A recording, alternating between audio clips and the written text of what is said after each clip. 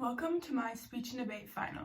Today I'm going to be doing an analysis of an organization, and I decided to do Pornhub. I know that porn is a very taboo and controversial topic. In many countries, such as China, it's banned by criminal law. Nonetheless, Quartz News states that the annual revenue estimates range from $5 billion to $16 billion. One of the top grossing organizations within the industry is Pornhub. Pornhub is considered to be the most popular porn website in the entire world. Pornhub's complete monopoly over the commercialized porn industry is frankly impressive, but their organization has made a lot of mistakes, and sometimes even leaned on the exploitation of sensitive groups, such as poor people, minorities, children, and even rape victims. This all led to the #NotYourPorn campaign, a movement that calls on people to boycott all of MindGeek's property, but specifically Pornhub. Any industry surrounding sex is bound to receive controversy, but I think with a few slight shifts to Pornhub's structure and management, it can avoid any valid backlash and become a more successful and ethical company overall. Pornhub has many structural problems, but they mainly surround the complicity of the technostructure. When dealing in such a taboo and risky industry, like sex work, it's important to have precise rules and monetization. This is the job that technostructure is expected to do, but if they're lazy, many loopholes and rule breakers will appear.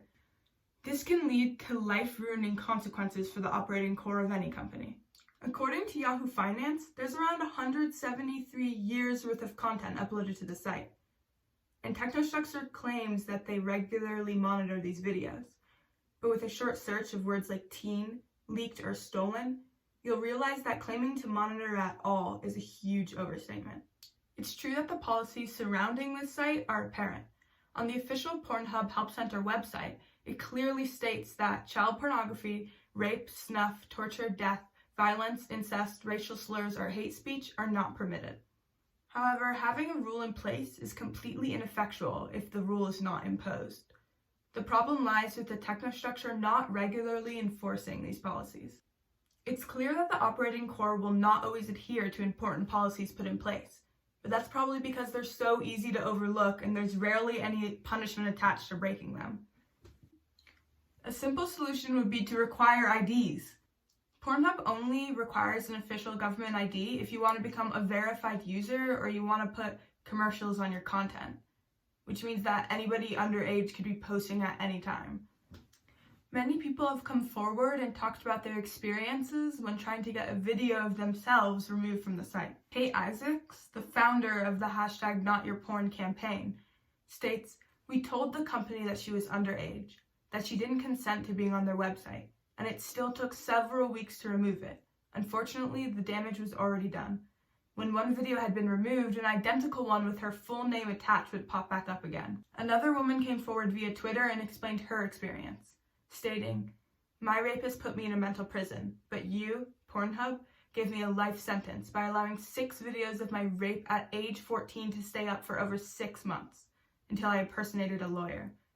The videos had views in the millions, and who knows how many downloaded them. You immortalized my torture."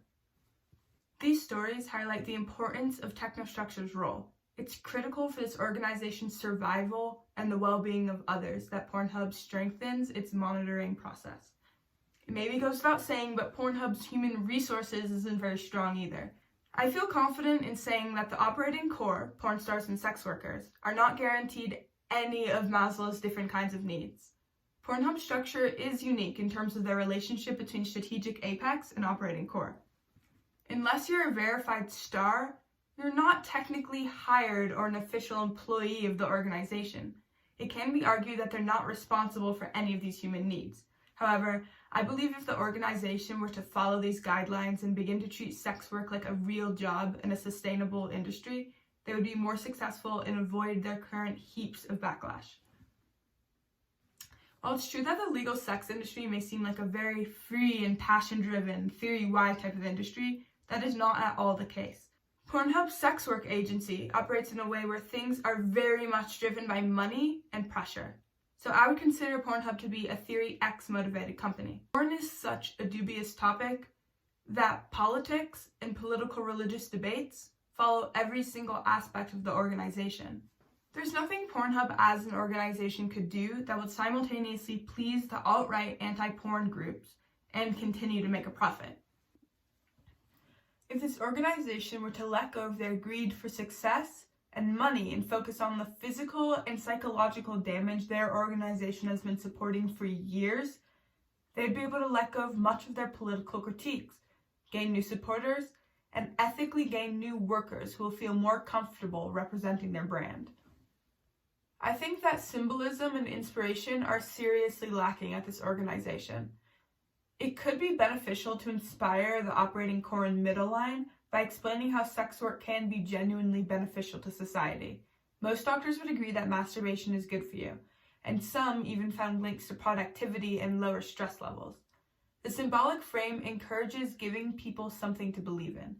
If Pornhub were to communicate this ideal to their sex workers, I think they would feel self-actualization, and it could inspire even better work turnouts. The design thinking process could be very helpful for Pornhub.